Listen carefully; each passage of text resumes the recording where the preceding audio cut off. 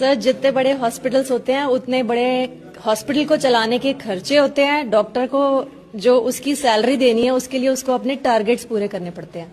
अच्छा, जब तक टारगेट पूरे नहीं होंगे तो उसको उसकी तो सैलरी टारगेट कौन है? एलोपैथी डॉक्टर का है। तो टारगेट तो मतलब टारगेट का मतलब जैसे ये पेशेंट है, ये टारगेट है। अब बड़े बड़े हॉस्पिटल्स के लिए टारगेट ही है, टारगेट पूरे करने पड़ेंगे। अभी मैंने एक खबर देखी थी कि सैकड़ों पेशेंट को बिना वजह स्टंट डाल दिया, तो वो भी टारगेट है।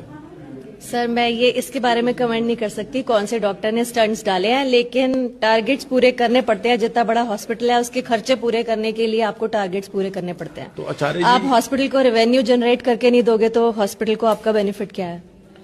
तो आचार्य जी बहुत बड़ी बात कही है मैडम ने हॉस्पिटल के लाभ के लिए कि अगर हॉस्पिटल को रिवेन्यू जनरेट करके नहीं दिया तो कैसे आप डॉक्टर हैं। मैडम कह रही मैंने खबर पढ़ी नहीं, मैं पढ़ा ये देता हूँ। देखो, और दैनिक भास्कर की खबर है ये देख लो खबर भैया, लेकिन ये देखो मैं खबर डॉक्टर पढ़ी का है। नाम नहीं लेना नहीं नाम लेना ही नहीं हमने। ये देखो क्या लिखा हुआ है। नाम ना नहीं वो तो जेल में चला गया है। 800 ऑपरेशन 6 करोड़ की बिल योजना को मिला। गुजरात में डॉक्टर ने 105 सेहतमंद लोगों को ऑपरेशन कर लगा दिए स्टेंट।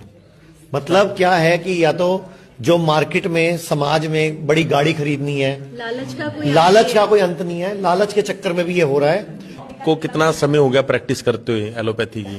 सर मुझे 17 इयर्स हो गए एलोपैथी प्रैक्टिस करते हुए। तो और सर हस्बैंड वाइफ डॉक्टर्स हैं। अच्छा, तो आपको कितना टाइम हो गया सर प्रैक्टिस करते हुए? मुझे हो गए हैं 14 साल।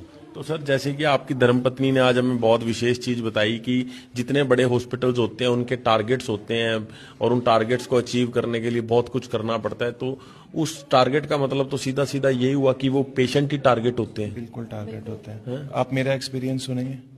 जब मैंने प्रैक्टिस शुरू की थी तो मैंने एक बड़ा हॉस्पिटल ज्वाइन किया था। वहां मैं ज्यादा दिन टिक नहीं पाया। उन्होंने कहा सेल जनरेट करो।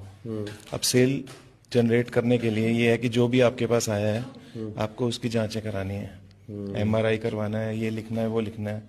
तो वो जब तक जनरेट नहीं होगा तो फिर वो कहते हैं हम कहाँ से आपको सैलरी दें, ये सब करो।